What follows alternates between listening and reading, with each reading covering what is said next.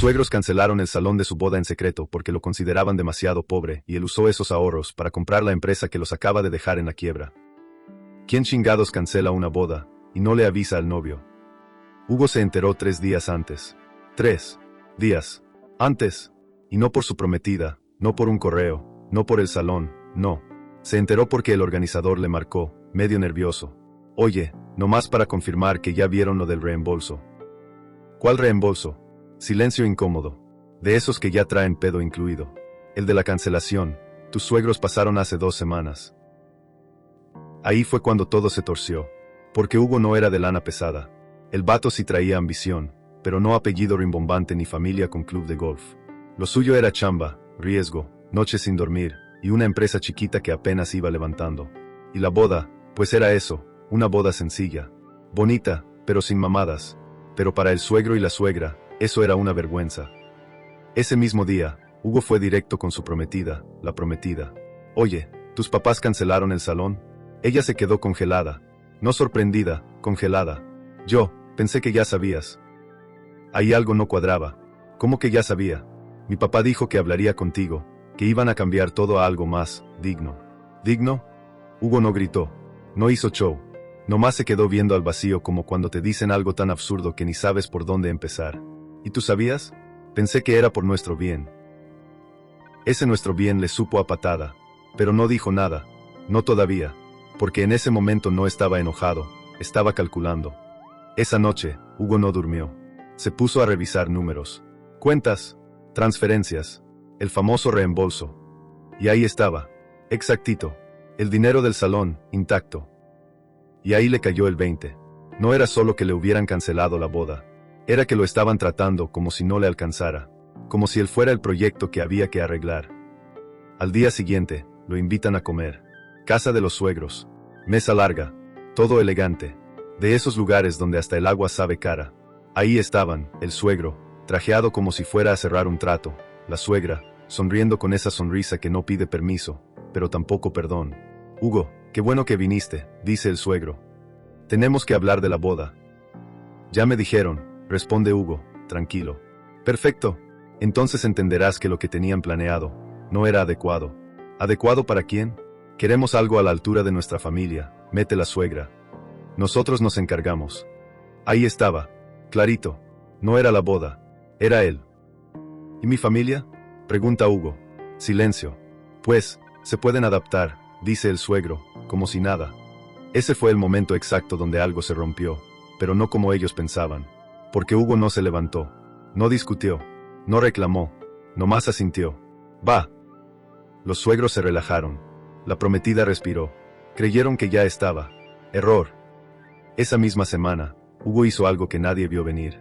Agarró el dinero del reembolso, cada centavo, y lo metió en algo que llevaba meses cocinando en silencio. Una oportunidad. Una empresa que estaba tambaleándose. La empresa del suegro. Sí, la misma. Porque mientras ellos estaban preocupados por centros de mesa y apariencias, la empresa del suegro traía un agujero que nadie quería ver. Deudas escondidas, contratos mal firmados, y un socio, el socio, que ya estaba listo para salirse, si alguien llegaba con el dinero correcto. Y Hugo llegó, sin hacer ruido, sin avisar. Firmó, pagó, entró. Y nadie se enteró, todavía. Hasta que un viernes, en plena comida familiar otra vez, el suegro recibe una llamada. Contesta, se le va el color. ¿Cómo que ya no soy accionista mayoritario? Hugo levanta la mirada. Tranquilo, porque vendieron, dice el suegro, confundido. Pero, ¿a quién chingados le vendieron? Hugo deja el vaso sobre la mesa. A mí. Y ahí fue donde esto dejó de ser una boda cancelada, y se convirtió en otra cosa completamente distinta. El suegro se rió primero, pero no una risa de gusto. Esa risa seca de quien cree que el otro está jugando y en 2 segundos descubre que no, que esto ya trae firmas, notario y gente cobrando. No digas mamadas, Hugo. Ojalá. La suegra volteó con la prometida, buscando que alguien desmintiera aquello. Que alguien dijera ya, bájenle. Pero la prometida estaba viendo a Hugo como si apenas lo estuviera conociendo. Y la neta, un poco sí. Porque una cosa era el novio callado al que le torcieron la boda. Y otra muy distinta a este Hugo que llegó, se sentó, dejó que todos hablaran, y luego les tumbó la mesa sin alzar la voz. El socio vendió su parte el martes, dijo Hugo. Y como ustedes traían incumplimientos con 2 líneas de crédito, hubo ejecución de garantías. Entré ahí. El suegro se levantó de golpe. Tú no tienes dinero para hacer eso. Eso le dolió más al suegro que perder el control. No, ¿cómo pasó? No, ¿qué firmaste? No, tú no tienes dinero para hacer eso. Hugo lo miró tantito, nomás tantito, como cuando uno confirma algo que ya sabía. Pues resultó que sí. ¿Con qué? Preguntó la suegra, filosa. Con ahorros, con inversionistas, y con el reembolso del salón. Ahí sí nadie respiró. La prometida cerró los ojos. Porque una cosa era saber que sus papás habían cancelado el lugar, y otra enterarse de que ese mismo dinero acabó siendo la palanca con la que Hugo les metió la mano hasta el fondo del negocio. No tenías derecho, dijo ella, bajito. Hugo volteó. ¿Y ellos sí tenían derecho a cancelar nuestra boda en secreto? Golpe limpio. Sin gritos. Sin teatro. Nada más esa frase sentada en medio de la mesa como cuchillo olvidado. El suegro quiso tomar control otra vez. Mira, muchacho, no sabes en lo que te metiste. Esa empresa no se maneja con berrinches. Qué bueno, dijo Hugo. Porque yo no vine a hacer berrinche. Vine a cobrar. Y ahí se empezó a soltar la cochinada de verdad. Porque Hugo ya no estaba adivinando. Ya traía carpetas, estados financieros, correos reenviados por gente cansada, facturas infladas, nóminas maquilladas, pagos a proveedores pateados hasta el límite, una oficina bonita por fuera, y por dentro todo sostenido con clips, mentiras y café recalentado. El suegro llevaba meses fingiendo que todo estaba bien. La suegra seguía gastando como si la empresa imprimiera billetes. Y los empleados, esos ya olían el incendio desde lejos. La empresa no quebró por mí, dijo Hugo. Ya venía quebrada. Yo nomás llegué antes de que explotara. Eres un oportunista, escupió la suegra. ¿Y ustedes, qué fueron conmigo? Otra vez silencio. De ese que ya no se barre. La prometida quiso meterse. Hugo, esto ya se salió de control. Él la miró, y ahí sí se le movió algo adentro. Porque con ella todavía había una parte que no quería romperse del todo. No, esto ya estaba fuera de control desde que tus papás decidieron que yo daba pena. Ella tragó saliva. No dijo que no, y eso pesó más. 2 días después, Hugo llegó a la oficina principal.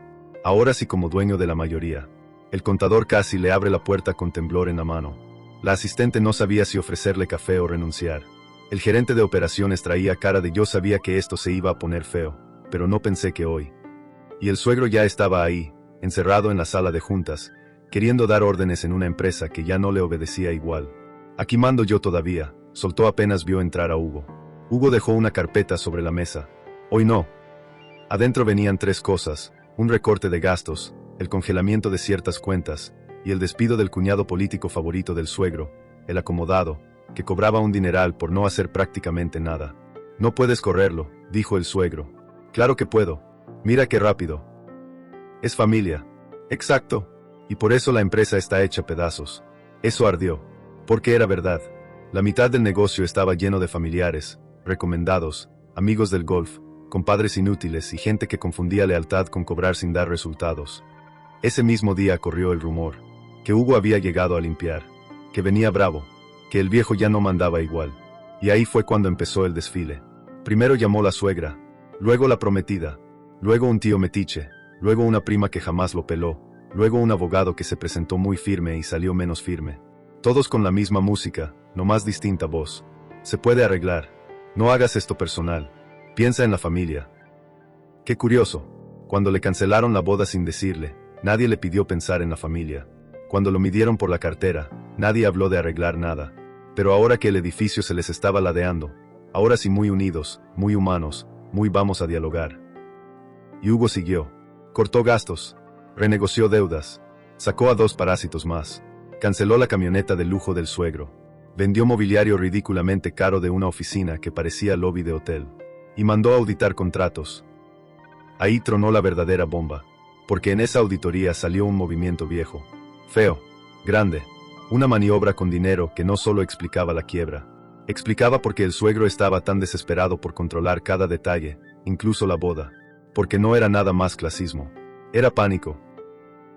Y cuando Hugo vio el nombre que aparecía junto a esa operación, entendió que la cancelación del salón nunca fue solo humillarlo. Fue tapar otra cosa. El nombre que salió en ese movimiento era el de la prometida. Hugo se quedó viendo la hoja un rato, nomás para asegurarse de que no estaba leyendo mal. Pero no.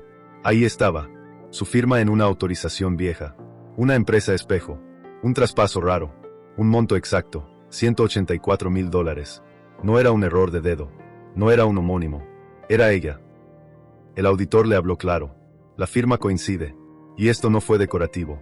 Con esto movieron dinero fuera antes de declarar pérdidas. ¿Ella sabía? El auditor se encogió de hombros. Eso ya no te lo dice un papel. Y ahí sí le pegó. Porque una cosa era pelearse con los suegros.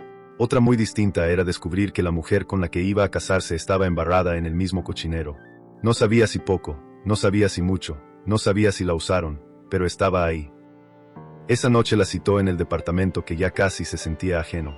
La prometida llegó sin maquillaje, sin pose, sin esa calma educada que siempre traía encima. Venía cansada, y apenas vio la carpeta en la mesa, supo por dónde iba el golpe. ¿Qué encontraste? Hugo abrió la hoja y se la empujó. Quiero que me expliques esto. Ella la vio. No se hizo la sorprendida. No preguntó de qué era. No dijo eso no lo conozco. Nomás se sentó. Y eso le dolió más a Hugo que cualquier mentira larga. Mi papá me pidió firmar, dijo ella al fin. Me dijo que era para proteger activos mientras salía un problema fiscal. ¿Y firmaste $184,000 sin preguntar? Le pregunté. ¿Y? Me dijo que si no lo hacía, todos se iban a ir al carajo. Hugo soltó una risa chiquita, de esas que no traen nada de alegría. Pues mira qué eficiente. Igual se fueron. Ella apretó la mandíbula. No sabía qué era esto. ¿Pero firmaste? Sí. Ahí ya no había mucho espacio para adornos. La verdad estaba fea y punto. Ella no había armado todo, probablemente. Pero tampoco era una niña cargando un plumón sin saber. Había decidido confiar donde le convenía. Y esa confianza le estaba explotando en la cara a todos. ¿Por eso cancelaron el salón?, preguntó Hugo. ¿Por qué necesitaban tiempo? ¿Porque no podían dejar que algo los distrajera mientras se les caía encima la empresa? La prometida respiró hondo. Mi mamá dijo que una boda humilde en ese momento iba a hacer preguntas. Mi papá dijo que, si la gente veía recortes, proveedores ausentes y luego una boda modesta, iban a oler que había problemas. Ahí estaba la porquería completa. No cancelaron porque el salón les pareciera feo. Lo cancelaron porque no podían darse el lujo de parecer pobres. Y Hugo, sin saberlo, era el accesorio perfecto para echarle la culpa a alguien más. Entonces si era por dinero, dijo él. Era por imagen. Es lo mismo en tu casa. Ella quiso tocarle la mano. Hugo la retiró. No con odio. Peor. Con cansancio. ¿Tú me querías a mí, o querías salirte de ahí conmigo? La pregunta se le quedó colgando a los dos. Yo sí te quería, dijo ella, y por primera vez sonó rota de verdad. Pero nunca tuve el valor de llevarle la contra a mi familia cuando importaba. Eso sí se sintió honesto, y por eso mismo estuvo más cabrón. Porque no había villana de caricatura enfrente. Había una mujer que hizo cosas cobardes, sí, pero humanas. Se dejó arrastrar, se acomodó, cerró los ojos justo donde no debía. Y eso, a veces, destruye igual. Al día siguiente, Hugo convocó junta, sala llena, el suegro tieso, la suegra pálida, 2 abogados, el contador, el auditor, y la prometida al fondo, sin mirar a nadie. Hugo puso sobre la mesa 2 opciones. O cooperan con la reestructura, entregan toda la documentación y se apartan, o esto se va por la vía penal. La suegra brincó primero. ¿Vas a meter a tu propia familia a una investigación? Hugo ni parpadeó. Nunca fueron mi familia. Eso cayó como ladrillo. El suegro intentó el último manotazo. Te vas a hundir con esta empresa. Puede ser, dijo Hugo. Pero yo elegí hundirme intentando salvar algo. Usted ya la estaba ahogando para seguir fingiendo. Y firmaron. No por dignidad, por necesidad. Se dieron control operativo. Entregaron cuentas. Aceptaron la salida. El suegro dejó la oficina una semana después. Sin escolta, sin despedida bonita, sin esa última foto de fundador visionario. Nomás salió cargando una caja que se veía más ligera de lo que él creía merecer. La suegra no volvió. La prometida tampoco. Pasaron meses.